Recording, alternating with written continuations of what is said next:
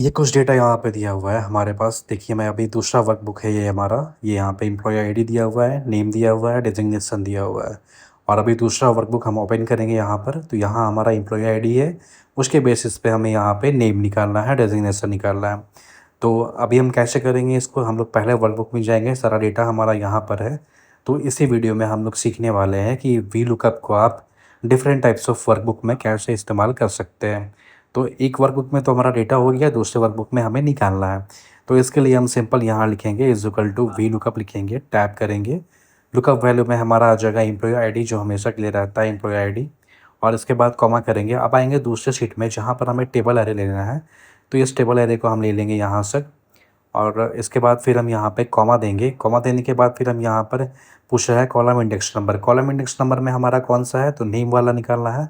तो ये हमारा कॉलम इंडेक्स नंबर 2 में है। तो यहाँ पर हम कॉलम इंडेक्स नंबर पे 2 लिखेंगे, क्योंकि हमारा जो नेम है वो सेकंड कॉलम में है।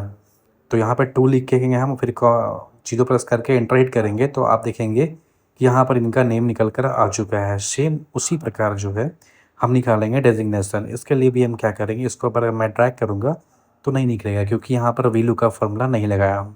अभी यहाँ पर हम =वीलुकअप लिखेंगे, टैब करेंगे, लुकअप वैल्यू में एम्प्लॉयी आईडी दे देंगे, टैब करेंगे।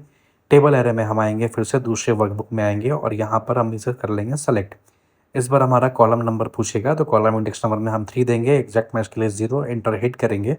तो आप देखेंगे कि हमारा जो एम्प्लॉयी आईडी है, प्रिया शर्मा अकाउंटेंट जो है, वो यहाँ पर Priya Sharma accountant, 1 second, Priya Sharma accountant ये यहाँ पर निकल कर आ चुकी है। इसी प्रकार मैं अगर किसी का भी एम्प्लॉयी आईडी यहाँ पर लिखता हूँ, तो आप देखेंगे कि दूसरे लोगों का एम्प्लॉयी आईडी मैंने लिखा, तो उसके डिटेल्स भी यहाँ पर निकल कर आ गई है। एम्प्लॉयी आईडी के साथ-साथ डेज़िग्नेशन भी निकल कर आ गई है। आप चाहे तो इसमें कोई सा भी आप एम्प्लॉयी आईडी लिखेंगे, तो उसके बेसिस पे यहाँ पर ये निकल कर आ जाएगी। अब मान लीजिए कि मैं कोई ऐसा एम्प्लॉयी आईडी लिखूँगा जिसका यहाँ पर लिस्ट में नाम ही नहीं है, तो उसमें एनए दिखाएगा। मैं चाहता हूँ कि वो एनए नहीं लिखा है, उसकी जगह नॉट फाउंड दिखाए। तो इसके लिए हम क्या करेंगे, अभी यहाँ पर एम्प्लॉयी आईडी 12 है, अभी मैं यहाँ 20 कर देता हूँ, तो यहाँ पर एनए दिखाएगा। तो अगर हमें दिखाना है कि वहाँ पे नॉट फाउंड रहे, तो इसके लिए हम क्या करेंगे, इसके लिए हम यहाँ पर एक फ़ॉर्मूला यूज़ करेंगे। वीलुकअप जो यहाँ पे लिखा है हमने, यहाँ पे लिख देंगे इफ़ एरर।